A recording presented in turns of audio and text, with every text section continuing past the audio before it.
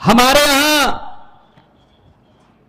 गन्ने की खेती होती है, लेकिन जब से आम आदमी पार्टी की सरकार, अभी साल नहीं हुआ, 16 मार्च को साल होगा, हमने गन्ने के उत्पादकों का 300 करोड़ रुपया जो पिछली सरकारों ने नहीं दिया था, आते ही सबसे पहले वो दिया।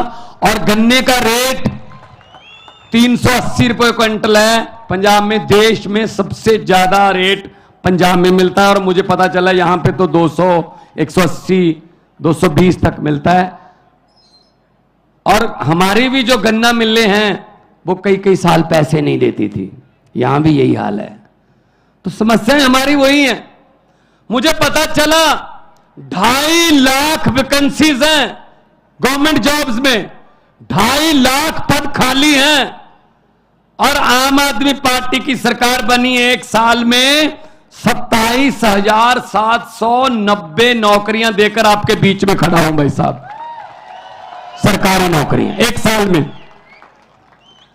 और मुझे पता चला कि कॉन्ट्रैक्ट पर जितने भी कर्मचारी हैं वो कच्चे हैं, उन पर तलवार लटकती है, कब निकाल देंगे, कब कह देंगे घर जाओ, आपकी जरूरत नहीं है। और पंजाब सरकार ने 14,000 पहले किए, अभी हमारा बजट का सेशन आ रहा है, उसमें भी मता आ रहा है 14,000 अब करेंगे। 28,000 कॉन्ट्रैक्ट वाले जो मुलाजिम थे कच्चे, उनको पक्के करके आपके बीच में खड़ा हूं भाई साहब। कोई हवा में बातें नहीं करते, हम हवा में बातें नहीं करते। यहां भी वही मुद्दा है, OPS, old pension scheme. Old pension scheme में क्या था, सरकारी कर्मचारी दफ्तर में काम करता था, जॉब करता था, तो उसकी तनख्वाह में से पैसे करते थे जीपीएफ के, ईपीएफ के। जब वो रिटायर हो जाता था तब उसको इकट्ठे पैसे मिल जाते थे, वो अपना घर बना लेता था, अपने बेटे बेटियों का किसी का भी कोई गिफ्ट दे देता था, तो उसकी जिंदगी आराम से निकलती थी। अब क्या कर रहे हैं भाई साहब,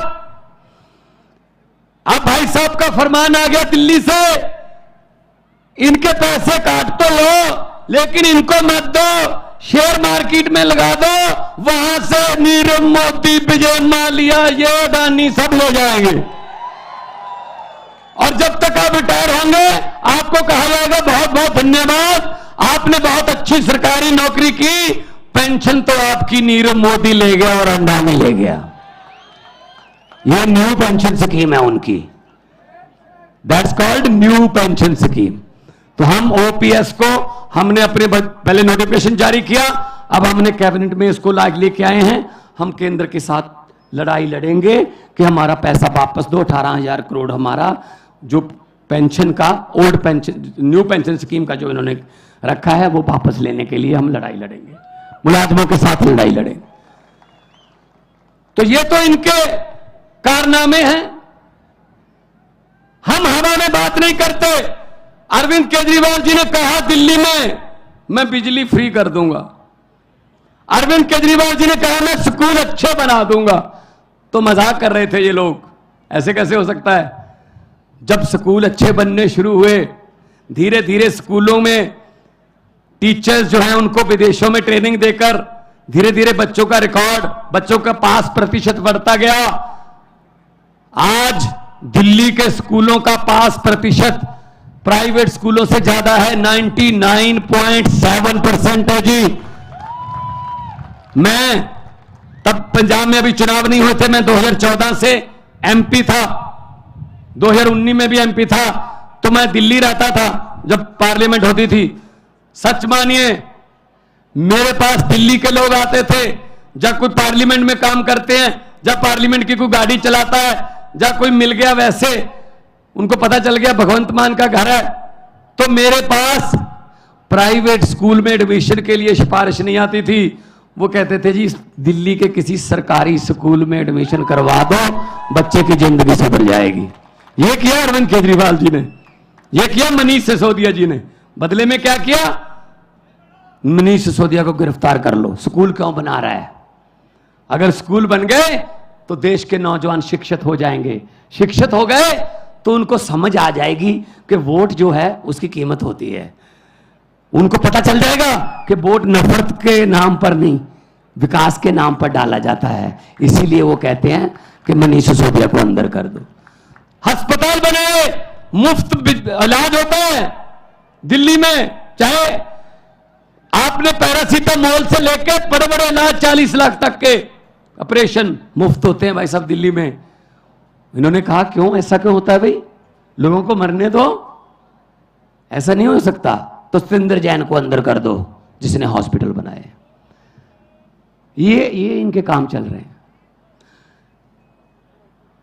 शाखाओं के हम वो पत्ते नहीं जो शाख से झड़ जाएं। आंधियों को जरा बोल दो अपनी औकात में रहें।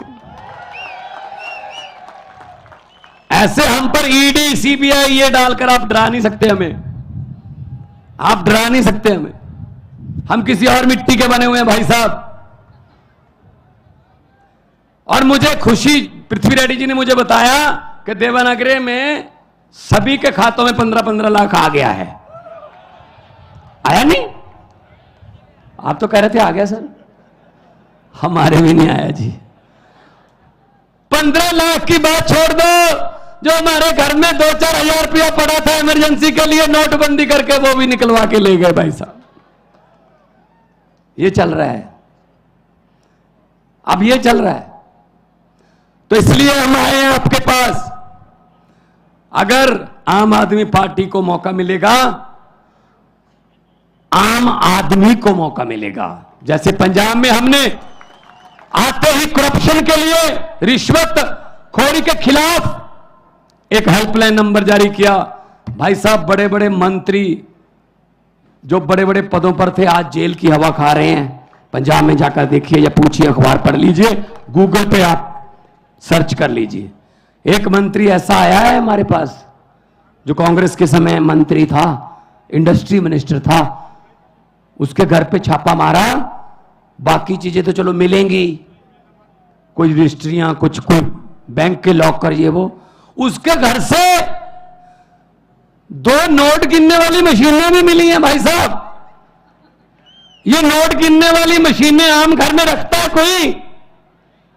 ये सिर्फ लुटेरों के घर में ही हो सकती हैं बस, या बैंक में होती हैं, या रिश्वतखोरों के घर पे होती हैं नोट गिनने वाली मशीन। इसका मतलब उसका परिवार नोट गिन गिन के तंग आ गया। उसके परिवार ने कहा जी हमसे हर रोज नहीं गिने जाते, मशीन मंगवा लो। आज टीवी पर देख रहा था, इतने बड़े बड़े नोट के ढेर कर्नाटका में, विधायक के बेटे के घर से 8 करोड़। मैं ना, किसका पैसा है वो? किसका पैसा है? टैक्स देते हैं, तुम्हारा पैसा है, जनता का पैसा है वो। हम टैक्स देते हैं। कुछ लोग सोच रहे होंगे भगवंत मान ये क्या कह रहा है, हम कब टैक्स देते हैं? भाई साहब टैक्स देते हैं, आपको पता नहीं चलता। सुबह उठते हैं, चाय बनानी है, सिलेंडर का गैस का चूल्हा जलाना है, आपने लाइटर ऑन किया, टैक्स शुरू, गैस पे टैक्स है। चाय पत्ती डाली, टैक्स, चीनी डाली, टैक्स, दूध डाला, टैक्स, उसके बाद फोन किया, टैक्स, बेने डोसा खाया, टैक्स, मक्खन पे भी है।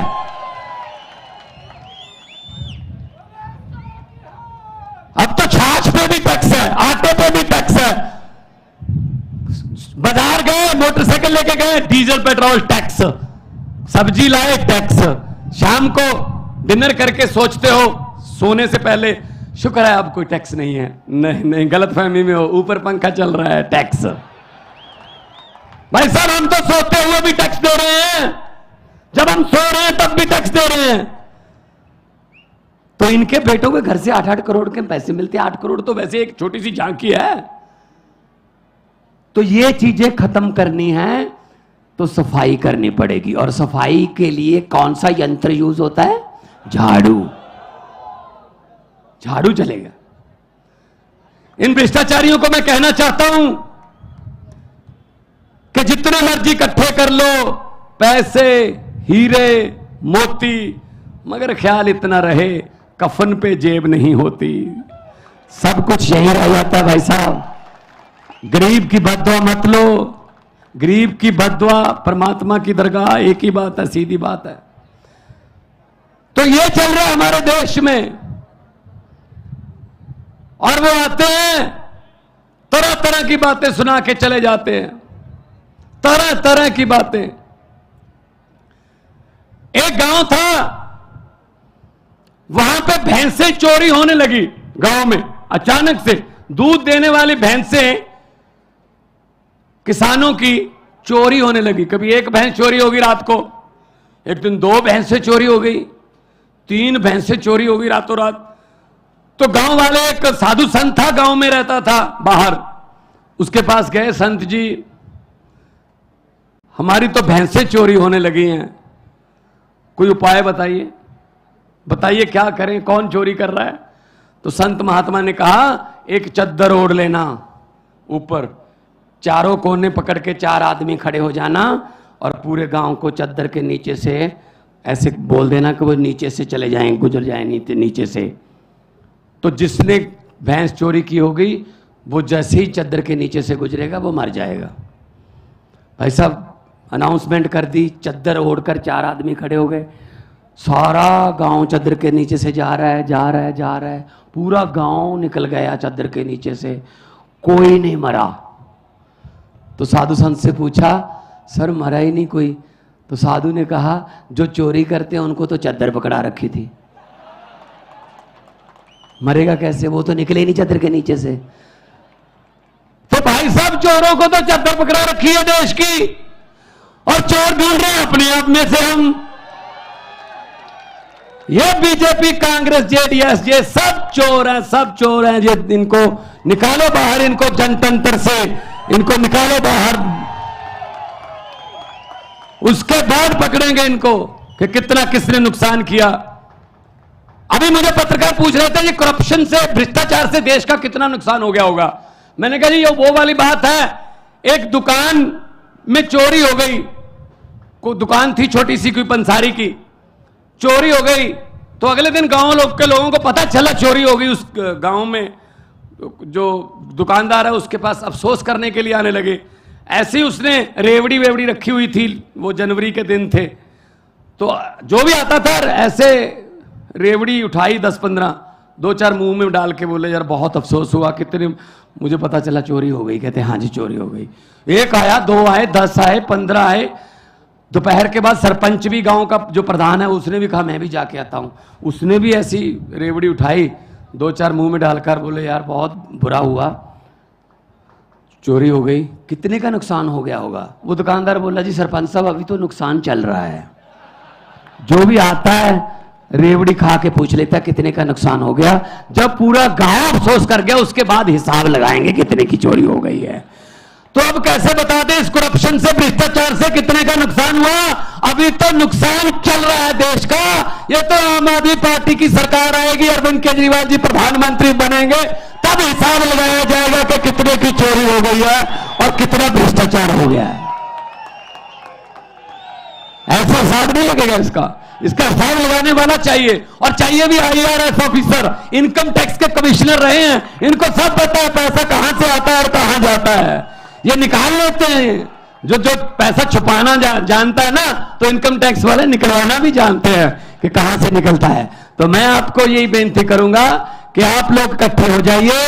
जब लोग इकट्ठे हो जाते हैं, तो जब लोगों की आंधी तूफान बन जाता है, तो बड़े बड़े पेड़ जड़ से उखड़ के जो है उखाड़ के दो फेंक देते हैं, जैसे पंजाब में फेंके हैं। हम आपके साथ हैं। शहीदों की धरती, भगत सिंह और सुखदेव, और मैं ऊधम सिंह, करतार सिंह सराभा की धरती से आया हूं। कर्नाटका भी वीरों की धरती है। हम लोगों ने देश के लिए, आजादी के लिए हमारे पुरखों ने अपनी कुर्बानियां दी हैं। इस आजादी को हम ऐसे किसी 2-4 परिवारों को सौंपने वाले नहीं हैं। ये देश किसी के बाप की जागीर नहीं है, ये 130 करोड़ लोगों का देश है। बहुत बहुत धन्यवाद, बहुत बहुत मेहरबानी।